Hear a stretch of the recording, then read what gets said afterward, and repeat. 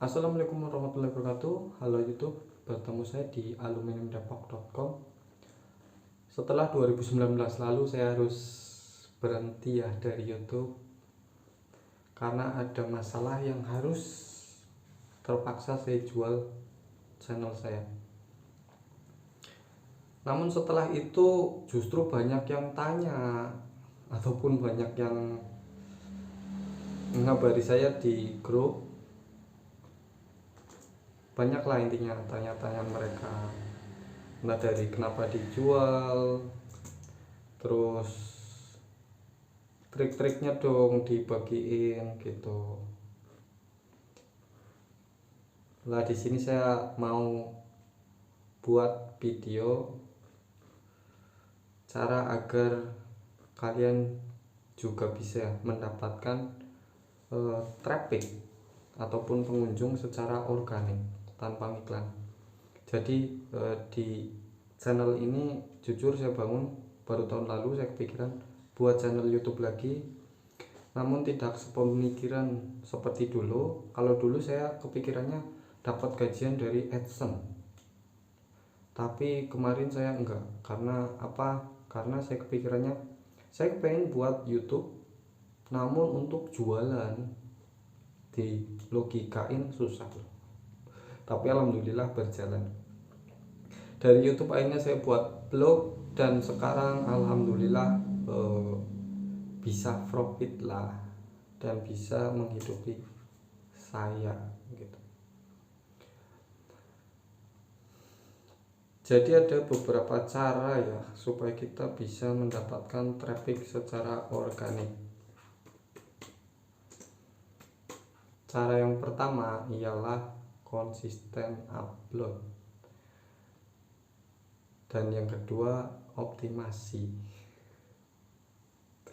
Mungkin kalau kalian nonton video lain kebanyakan nganjurin optimasi dulu ya baru konsistensi, tapi saya justru lebih suka konsistensi dulu baru optimasi gitu. Kenapa seperti itu? Jujur saya pernah mengalami kecewanya gini loh.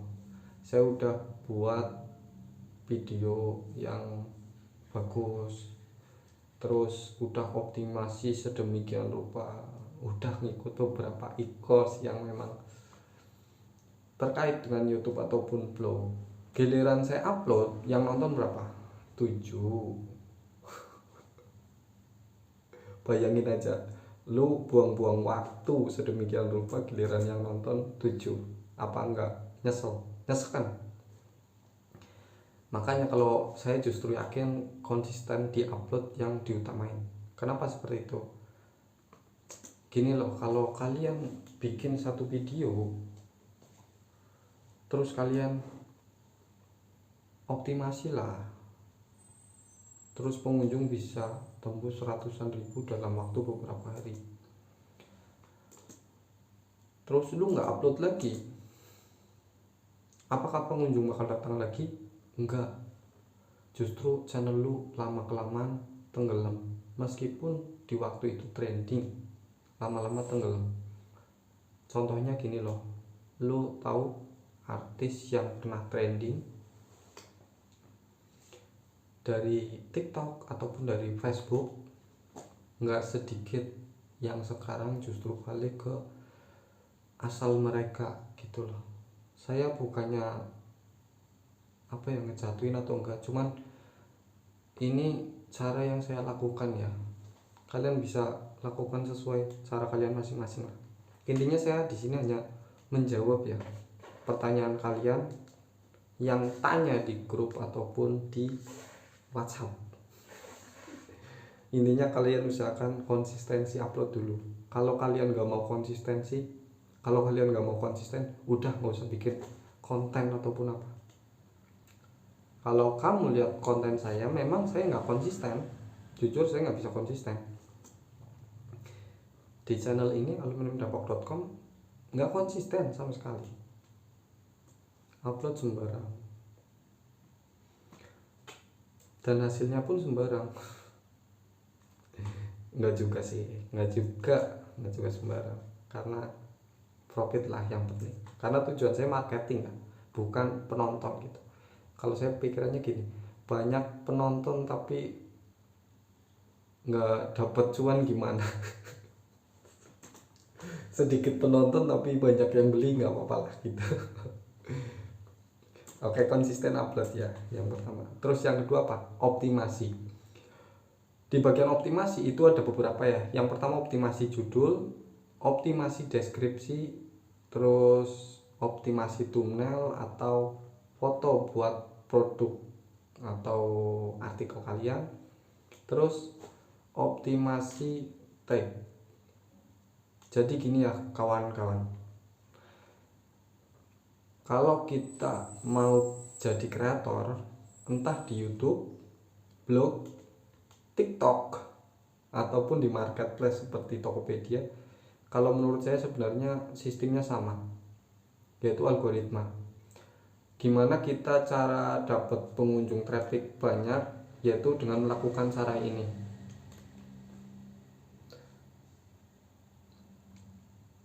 Optimasi judul. Yang dimaksud optimasi judul itu seperti ini loh.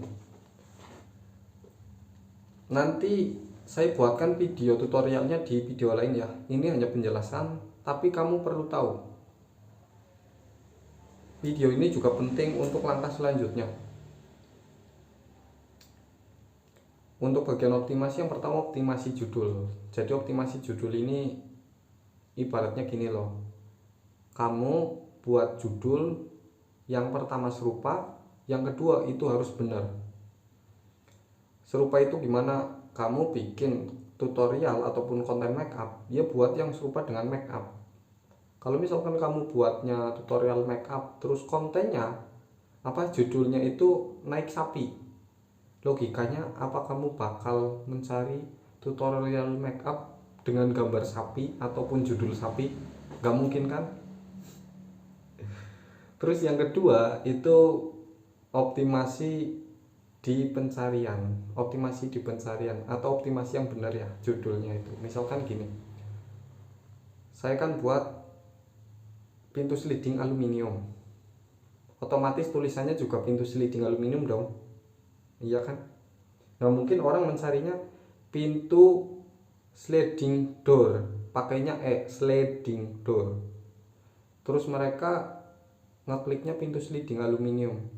Ya kalau mereka tahu pintu sliding door dan pintu sliding aluminium itu sama, mungkin bisa ngeklik. Tapi untuk orang yang awam, apa bakal ngeklik? Enggak kan? Enggak lah. Pastinya orang yang awam nggak tahu. Pastinya mereka justru nyarinya yang sliding door kalau ada itu. Kecuali kalau misalkan nggak ada, baru mereka ngeklik yang pintu sliding aluminium. Terus usahakan judul itu sedikit pesaing ya. Suatu contoh gini, apa kamu pernah lihat konten yang trending? Jadi konten yang trending itu gini loh, banyak orang yang lagi mencari ataupun suka konten tersebut, otomatis yang mencari banyak bukan? Dan kebutuhan konten tersebut justru lebih banyak kan? Lah itu maksud saya. Jadi buat yang sedikit kompetensi ya, pesaing gitu. Ataupun gini, ataupun kamu bisa cek di Google mana judul yang pesaingnya sedikit tapi penontonnya banyak atau pencarinya banyak gitu. Nanti saya buatkan di video lain lah. Terus untuk optimasi judul lagi ada lagi nih satu, yaitu judul yang bikin penasaran. Kalau kamu cek di blog saya itu pasti ada kan judul yang buat penasaran. Suatu contoh gini, apa saja kusen aluminium terbaik atau terbaru itu loh. Jadi gini loh, apa saja itu bukan suatu konten ya, tapi itu apa saja itu bukan suatu keyword atau kata kunci, tapi itu hanya tambahan pada konten saya. Suatu contoh yang saya target sebenarnya kan kusen aluminium, tapi karena keyword kusen aluminium itu pesaingnya banyak, jadi saya tambahin supaya orang lebih penasaran gitu, dan banyak yang klik. Alhamdulillah tercapai target saya. Terus optimasi selanjutnya ialah optimasi deskripsi. Optimasi deskripsi itu gini loh, misal kamu buat tutorial make up, deskripsi pun itu harus make up ya. Jangan kamu buat deskripsi yang lagi trending misalkan, itu sebenarnya cara nggak baik loh. Kamu buat tutorial make up, deskripsinya itu yang lagi trending, misalkan close the door lagi trending nomor 1 dan sebagainya bla bla bla bla. Itu caranya nggak bagus. Meskipun itu nantinya konten kamu bisa banyak pengunjung, tapi dalam jangka panjang itu kurang baik. Penonton justru akan ngedon. Beda dengan deskripsi yang terkait. Kalau misalkan deskripsi terkait itu gini, kamu bikin video, taruhlah konten make up, terus yang nonton itu sedikit, tapi mereka stay sampai akhir. Misalkan kamu buat durasi 3 menit, mereka bisa stay sampai akhir 3 menit. Meskipun kamu videonya yang nonton sedikit, lama-lama tetap berjalan. Apalagi kalau suatu saat nggak sengaja ada trending yang serupa dengan konten make up kalian, wis di situ enak banget. Nanti saya jelaskan lebih detail di video selanjutnya masalah deskripsi. Terus buat tag terkait. Tag terkait sama saja seperti deskripsi penjelasannya. Namun saya di sini hanya menjelaskan untuk bagian tag. Di YouTube itu tagnya ada sendiri, ada bagian sendiri.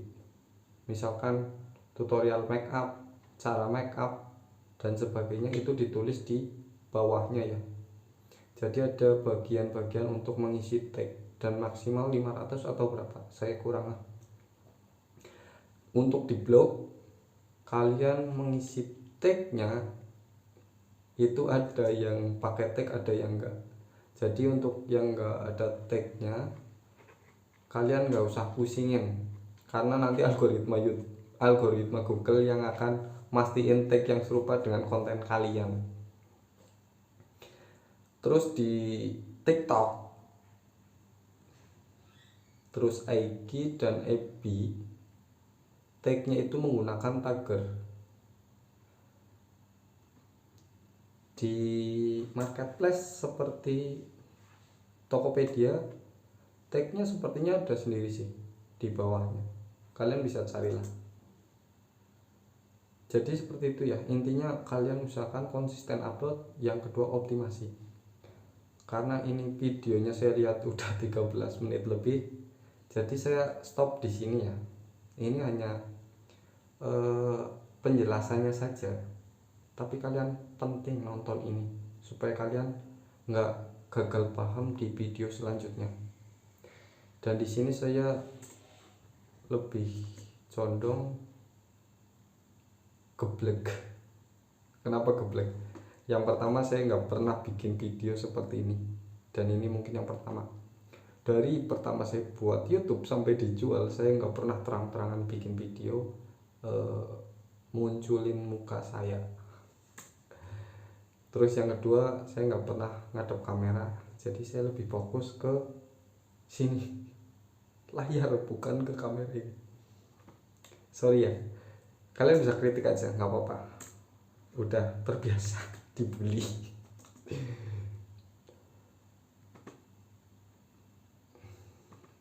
Bentar, saya buatkan ini, saya copy buat di deskripsi nanti.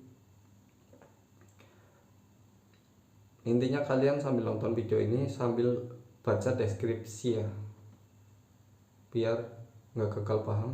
Dan saya pun agak bingung sebenarnya jelasin video kayak gini, karena saya harus ngejelasin sama baca teks, maksudnya teks segini doang sih sebenarnya, sedikit doang. Cuman saya menyesuaikan aja ngomongnya. Oke, sekian, terima kasih. Wassalamualaikum warahmatullahi wabarakatuh.